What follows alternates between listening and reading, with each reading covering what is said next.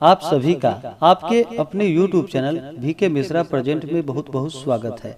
आइए आज आप सब सुनेंगे छठ पूजा की कथा। आप सभी भक्तों को छठ पूजा की ढेर सारी शुभकामनाएं। आप सभी के जीवन में छठी मैया भगवान सूर्य देव की कृपा से आप सभी को सभी प्रकार के सुख और समृद्धि की प्राप्ति हो। छठ का व्रत जो कि वर्ष में 2 बार मनाया जाता है, एक चैत्र के महीने में जिसे कि चैती छठ के नाम से जाना जाता है और एक कार्तिक के महीने में। छठ के व्रत में 4 दिनों तक यह व्रत धारण करके षष्ठी देवी और भगवान सूर्य देव की इस व्रत में आराधना की जाती है, जिससे कि संतान की लंबी आयु होती है, निसंतान को संतान की प्राप्ति होती है और सभी प्रकार के आरोग्यता की प्राप्ति होती है। छठ के व्रत को बड़ा ही कठिन माना जाता है। इस व्रत में जो कि 4 दिनों तक नियमों का पालन किया जाता है, चतुर्थी तिथि से लेकर के सप्तमी तिथि तक इस व्रत को धारण किया जाता है। चतुर्थी तिथि के दिन जो कि नहाय खाए का कार्य किया जाता है, पंचमी तिथि के दिन खरना, षष्ठी तिथि के दिन जो कि संध्या सूर्य देव को अर्घ्य दिया जाता है डूबते हुए सूर्य को, और सप्तमी तिथि के दिन उगते हुए सूर्य को अर्घ्य दिया जाता है, पूजन किया जाता है। इसके बाद फिर व्रत का पूर्ण माना जाता है। पौराणिक मान्यताओं के अनुसार छठी मैया को सूर्य देव की बहन और ब्रह्मदेव की मानस पुत्री भी माना जाता है। इनका नाम षष्ठी मैया है, जो कि आम बोलचाल की भाषा में इन्हें छठी मैया कहा जाता है।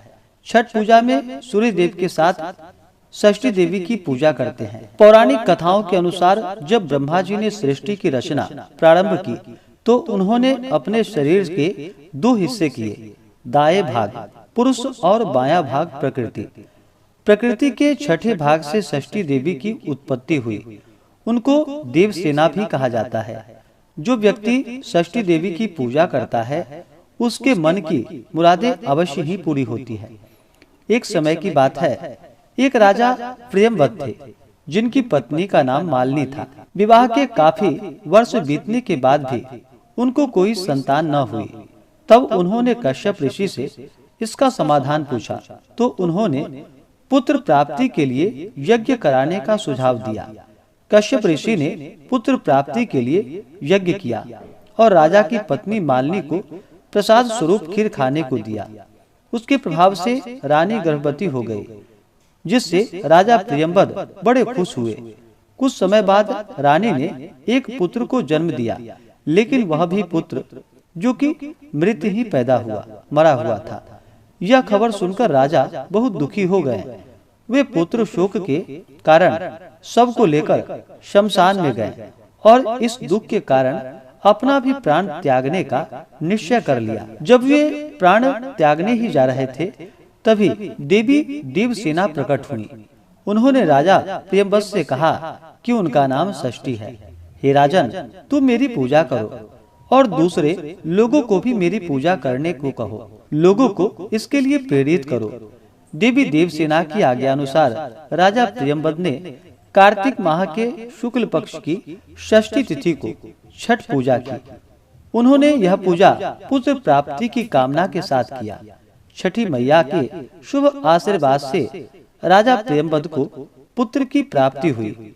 तब से हर वर्ष छठ का व्रत किया जाने लगा और षष्ठी देवी छठी माता निसंतान को संतान प्रदान करती है तथा सभी प्रकार के सुख और समृद्धि का आशीर्वाद प्रदान करती है।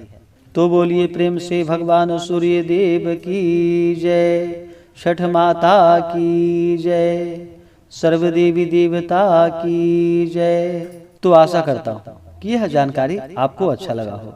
ऐसे ही ज्ञानवर्धक जानकारियाँ प्राप्त करने के लिए चैनल पे अगर आप नए हैं तो चैनल को लाल बटन दबा करके सब्सक्राइब करें, साथ में बेल आइकन घंटी को दबाएं ताकि वीडियो का नोटिफिकेशन आपको समय से मिलता रहे।